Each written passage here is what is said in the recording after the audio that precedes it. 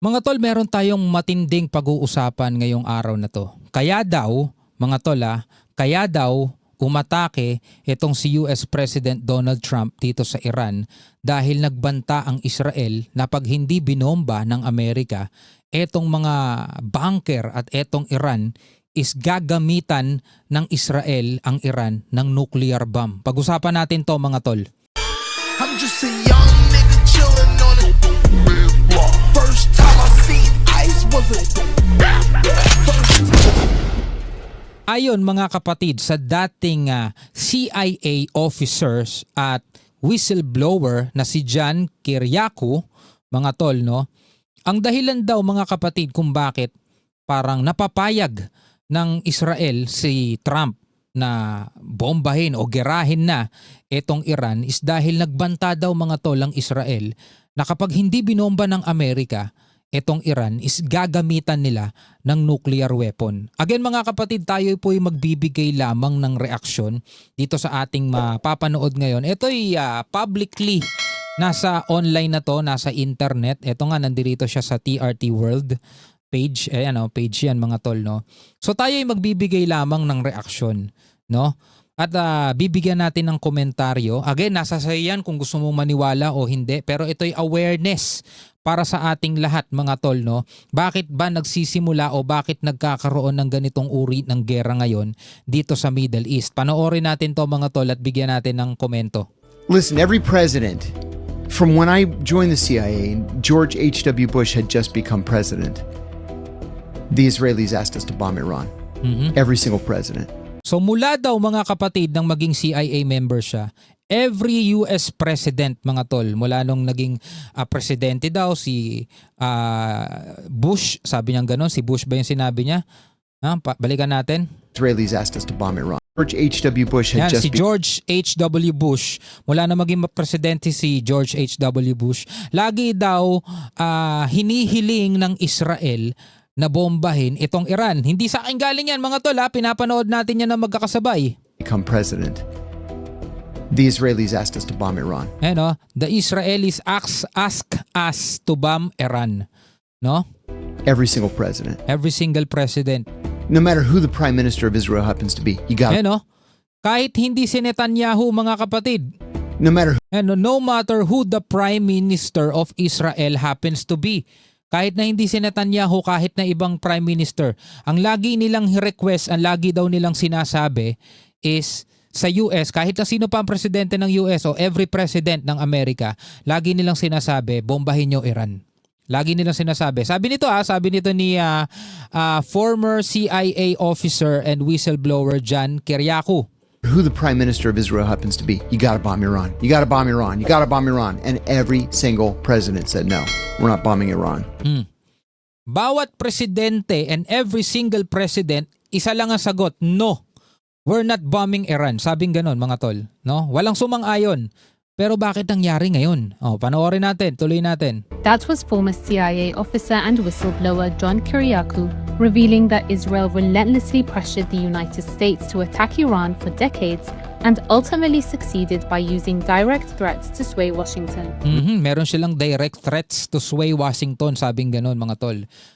At makalipas ang ilang dekada na pagsabi nilang bombahin nyo ang Iran, sa iba't ibang presidente na ng Amerika, at last nagtagumpay na sila dahil daw sa banta na ibinigay nila siguro sa presidente ngayon. We would never bomb Iran because our position was that would be the start of World War III. The reason, though, I'm told, Ito na. that Donald Trump decided to bomb Iran was that the Israelis said, for the first time, if you don't bomb Iran to take out these deep bunkers, we're going to use nuclear weapons. Sa tingin niya mga kapatid, sa tingin niya, balikan natin sinabi niya mga kapatid, para lang at least malinaw sa inyong lahat.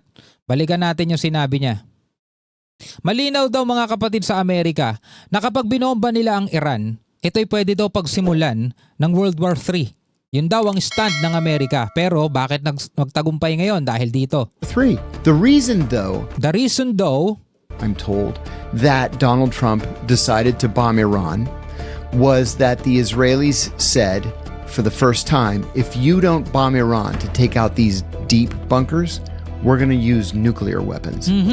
Ang dahilan daw, mga kapatid, ayon sa kanya, ayon dito kay Kiriakou, ang dahilan daw, mga kapatid, kung bakit binomba ni Donald Trump etong etong Iran, rather, is dahil nagbanta daw ang Israel na sabi niya ganon, pag hindi mo binomba ang Iran, no, at hindi nyo pinasabog itong mga malalalim na bunker nila, gagamit kami ng nuclear weapons. Sabing ganon, mga tol, sabay-sabay natin itong pinanood, hindi ko inimbento yan. No? Tuloy natin. Iran to take out these deep bunkers, we're going to use nuclear weapons. And they had never threatened that before. Hindi daw sila nagbanta ng ganyan dati. First time to, mga tol. For the first time, nagbanta ng ganito ang Israel sa Amerika. And so Trump said, bombing Iran might actually save us from the start of World War III if it keeps the Israelis from using nuclear weapons. So you're telling me that they just So parang ganon, mga tol. Kaya napasunod si Donald Trump, sabi niya ganon, pag binomba natin ang Iran, baka eto'y makaiwas pa sa kakaroon ng ikatlong laban ng digmaang pandaigdigan, ikatlong laban ng pandaigdigan dahil hindi itutuloy ng Israel na gamitan ng nuclear etong Iran. Kasi nga, mga kapatid, isa lang mga kapatid, once may nagpakawala niyan, once may nagpakawala ng nuclear bomb, mga tol, asahan ninyo sunod-sunod yan. Diba? At ito na yung siguro magiging talagang apocalypse, mga kapatid natin. No? Kasi mga kapatid, hindi basta-basta, hindi ito katulad ng mga pinapasabog ngayon dito sa Middle East na mga conventional bomb. Iba yun. Diba? O, tuloy natin. Bombing Iran might actually save us from the start of World War III if it keeps the Israelis from using nuclear weapons. So you're telling me that they just admitted to the President of the United States that they have nuclear weapons and we Well- still do not have them in the IAEA treaty? O, diba? So parang inaamin ng Israel sa presidente ng Amerika na meron silang nuclear weapon kahit wala sila dun sa IAEA treaty. I mean, if Israeli nuclear whistleblowers are to be believed, yeah, they've had them. They started working on them in the 50s. They got them around the late 60s or the early 70s. There are So kung paniniwalaan daw yung whistleblower, yung Israelis nuclear whistleblower, kasi meron ding whistleblower ang Israel na nagsabing may nuclear sila, di ba? Bagamat hindi yan inaamin ng Israel, mga tol, pero merong whistleblower o merong naghayag, di ba, na merong ganun ng Israel na inaano pa daw nila during 50s, 70s pa, ganun nakatagal. credible reports that when the apartheid regime fell in South Africa, they had nukes and they gave them to the Israelis. According to Kiriakou, Binigay lang sa Israel. Had nukes. No? Binigay lang daw sa Israel yan. They got them around the late 60s or early 70s, no? Nakuha daw ng Israel etong nuclear bomb na to, o yung nuclear weapon na to, as early as late 60s or early 70s. Early 70s. There are There are credible reports that when the apartheid credible reports that when the apartheid regime fell in South Africa, they had nukes and they gave them to the Israelis. according to Kiriakou, Israeli strikes targeting Iranian nuclear scientists were highly precise, despite Israel's willingness to cause mass collateral damage. The Israeli policy is if they want to kill you and you're in an apartment block, they'll take the entire city block out and kill 2,000 people if they think they can get you. That's a So yun daw ang policy ng Israel. Mga kapatid, sabi to ni Kiriakou, kung yung target nila, for example, isang mataas na general o official ng Iran, kung ang target daw nila is nasa isang apartment buildings at merong mga sibilyan, wala na silang pakialam doon sa mga sibilyan na yon. Kahit masawi na yung mga sibilyan na yon, basta ang importante sa kanila is maitumba nila yung target nila. No? Yun ang sabi rito, mga tol, balikan natin. Kill you and you're in an apartment block, they'll take the entire city block out and kill 2,000 people if they think they can get you. That's a policy they That's a have? policy. Is it like an attitude that their military has to say, "F- it, we're going to do whatever we want," Oh, it's or is higher it than an the actual? Well, mga kapatid, ito yung ating natunghayan at napanood dito lamang, mga kapatid, sa TRT World. no? At ano ang inyong masasabi tungkol dito, mga tol? Ito daw yung reason kung bakit pumayag o kung bakit napapayag ng Israel etong Amerika na girahin etong Iran. Sa tingin nyo ba ito'y totoo? Sa tingin nyo ba ito'y hindi? Pwede kayo magbigay ng komento sa ibaba, mga tol. Written like No, policy. it's from the Israeli political leadership. Wow. Yeah. Kiriakou argues that criticism of Israel is almost always politically framed as anti-Semitism, a strategy taught through the country's education system. Anti-Semitism daw kapag tumutuligsa ka sa kanilang leader. Many Americans have been convinced that if you are anti-Netanyahu or if you are opposed to the present policies of the current Israeli government, you are anti-Semitic. In fact, an Israeli friend of mine, a close Israeli friend of mine who served in the IDF and everything, told me that they're actually taught to do that at school. That any criticism of Israel, they're supposed to label as anti-Semitic so that people back off, and people generally do back off. Kiriakou goes on to describe So kapag ka-anti-Netanyahu ka daw, sabing gano'n mga kapatid, hindi po sa akin galing yan. Tayo nagbibigay lamang ng reaksyon at opinion, komento dito sa ating mga napapanood. Itinuturo din daw to sa school. No, kumbaga itinatanim sa kanila mga isip na kapag ka ikaw ay anti-Netanyahu, anti-leader, ikaw daw ay anti-Semitic, sabing gano'n. some of the most alarming revelations from the Vault 7 leaks in So ito pa, meron pa siya mga revelation. Ano pa ba to? People back off, and people generally do back off.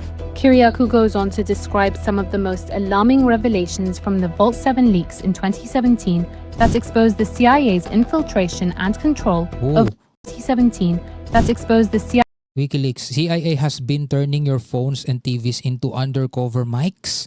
CIA's infiltration and control over household electronics such as TVs, smartphones, and even cars. Another thing that Vault 7 taught us was that the CIA developed the capability to take over your car Ooh. remotely by hacking into the car's computer system to drive you off a bridge or into a tree. Pwede nilang gawin yun? No?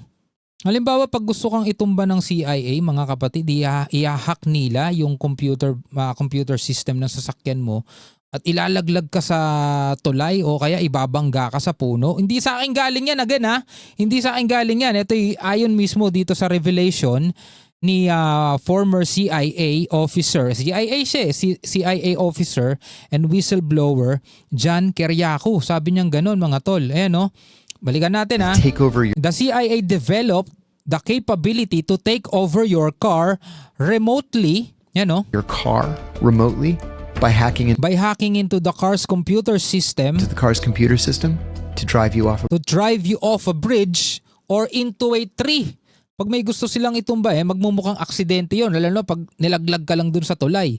Kumbaga parang nagdadrive ka mag-isa tapos nalaglag ka sa tulay na out of control ka o kaya bumangga ka sa puno, no? bridge Pero kontrolado pala. or into a tree. Now, did we discover examples of where this was used? We did not, but Okay, wala pang nadidiscovering kung saan ginamit to. the conventional wisdom among the blogosphere is that, we should ask Michael Hastings what happened to him. Whoa. Yeah, Vault Michael Hastings. 7 also told us that the CIA is able to take over a smart TV to turn the speaker into a microphone Ooh. so that it broadcasts everything taking place in the room with the TV still off. Oh. So kaya rin nilang i-hack yung TV at yung speaker ng TV is magiging mic. So kumbaga maririnig nila kung ano yung napag-uusapan o kung ano man yung nandoon sa kwartong yun, mga tol. No? Again, gusto ko lang linawin po sa inyo na tayo ay nagbibigay lamang ng reaksyon. Hindi ko yan pinatototohanan, hindi ko yan pinasisinungalingan. Bahala kayo kung gusto ninyong maniwala o hindi. Ito'y lamang to, mga tol, reaction and commentary lamang to sa isang video. Publicly, ito'y nakapost na online. Alright? So ikaw na bahala, mga kapatid, no? Comment ka na lamang sa ibaba.